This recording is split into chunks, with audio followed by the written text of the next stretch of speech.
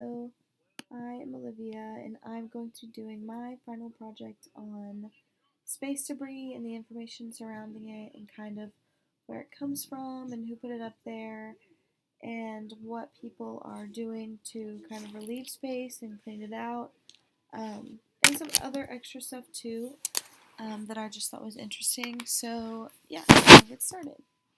So, the space race, I'm sure a lot of you remember learning about. It kicked off during the 1950s between the US and Russia, and things haven't really slowed down since. We're still sending thousands of rockets out there and satellites and things like that, just kind of in just to see what we can get out there and what we can learn about space. But a lot of this stuff is never seen again just because the technology to get it back is a little difficult. Um, and then when the satellite machines and things die, or they're left behind, or anything like that, they are then called space debris or space pollution.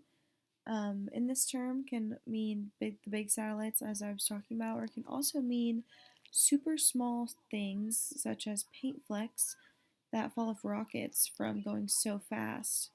Um, and then also with the paint flecks traveling so fast in that orbit, they are dangerous to the active satellites and spacecraft that are traveling at 17,500 miles per hour. So everything is going super fast up there, and they're kind of looking. And the DoD, actually, the Department of Defense, is keeping an eye on it for us. Um, so it's the U.S. Department of Defense, and they closely and precisely monitor objects in orbit. They have super accurate equipment. I read from the NASA website, and then, but they only track objects that are a certain size. So they catalog objects that are larger than softballs. Um, and then NASA does the smaller ones that I'll talk about in just a second. So NASA works with the DoD, and then they kind of get their information from the Space Surveillance Network, which is kind of like the U.S. space security. So they use their optical and radar sensors to track, and then they give numbers to NASA and then status updates and things like that. And they also have a size requirement. You can read it right there. 2 inches in diameter in low Earth orbit and about 1 yard in geosynchronous orbit. Um, and then, like I said, for smaller objects, NASA uses.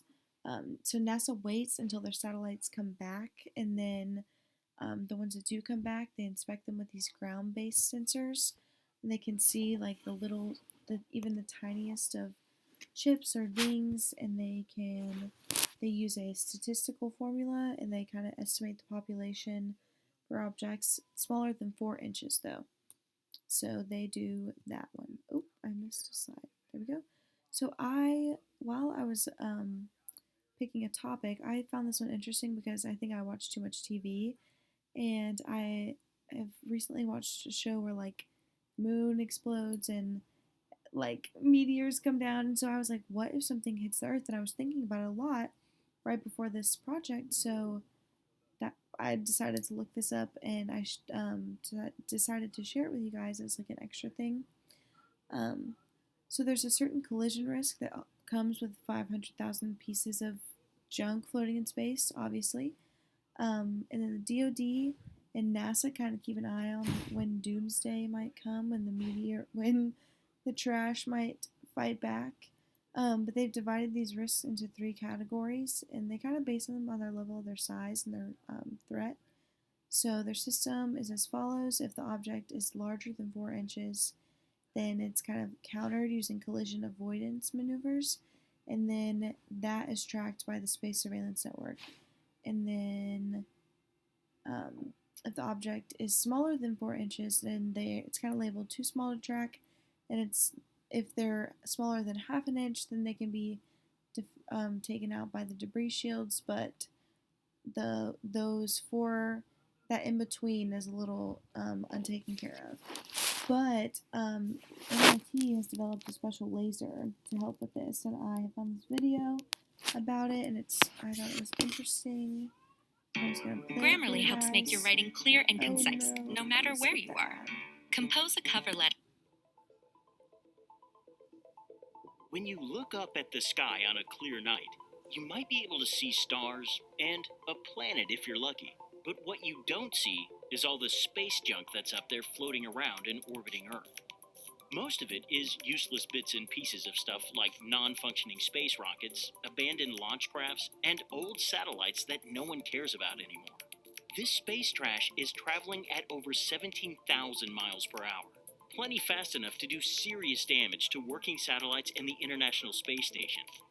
NASA and the Department of Defense are keeping an eye on the debris, but now MIT researchers are helping the tracking efforts with a pretty cool laser. Inside Science. There are more than 20,000 pieces of space junk larger than a softball orbiting the Earth. There are over 500,000 pieces of debris the size of a marble or larger. And there are many millions of pieces of space trash that are so small they can't be tracked. Even tiny flecks of paint can damage a spacecraft when traveling at such high speeds. In the past, windows on the space shuttle have been replaced because of damage caused by paint flecks. Michael Pasquale at MIT has been watching this mounting problem. So initially it wasn't that big of a problem, but it has grown over time, and now it is actually so crowded in space with debris that collisions with debris between operational satellites and other debris is sort of inevitable. The collision problem is a real risk to our future operations in space. Even a piece of debris as small as a baseball could completely torpedo a satellite and destroy it. The US already uses telescopes and laser radars to keep an eye on the growing number and location of the debris. Now, engineers at MIT are using a technique called laser polarimetry to help with the space trash tracking mission. It can identify what the junk is made of and help determine its mass and where it came from. The information could help NASA predict damage causing impacts and move satellites out of the way.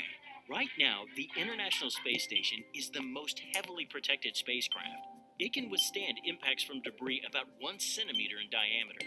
If the pilots know a larger object is headed their way, they can move to avoid it.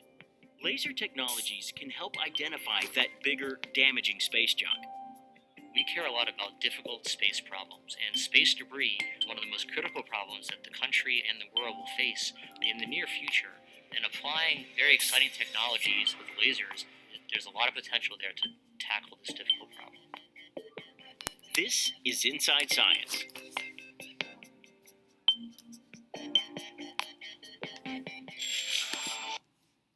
So yes, I just thought that video was cool.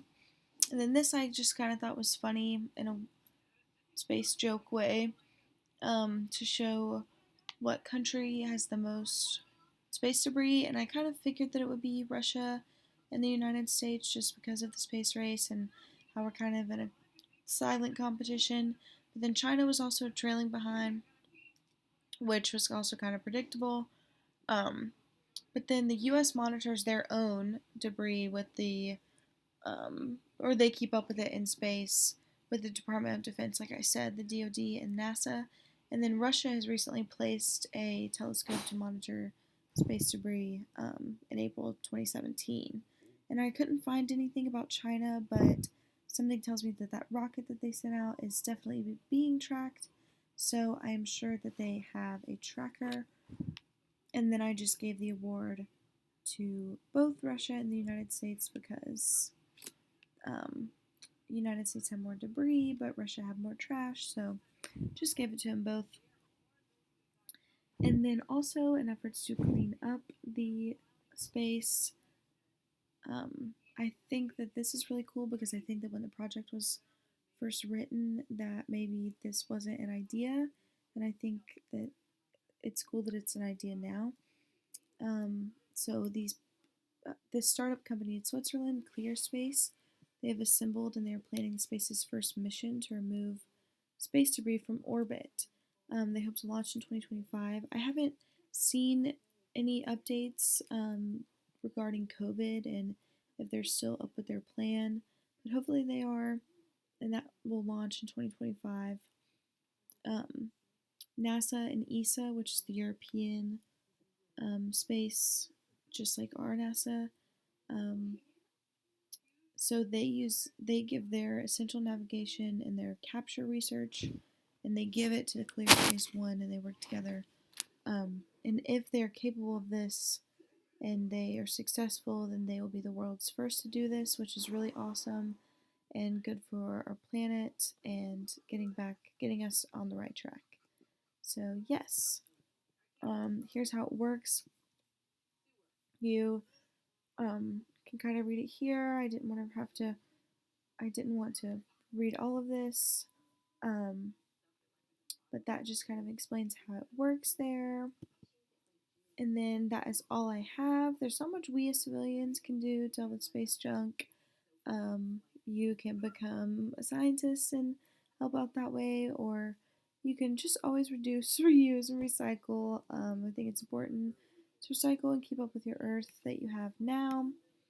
And yes, that was it for me and space debris. And I hope you guys have a wonderful day and a wonderful summer. Thank you.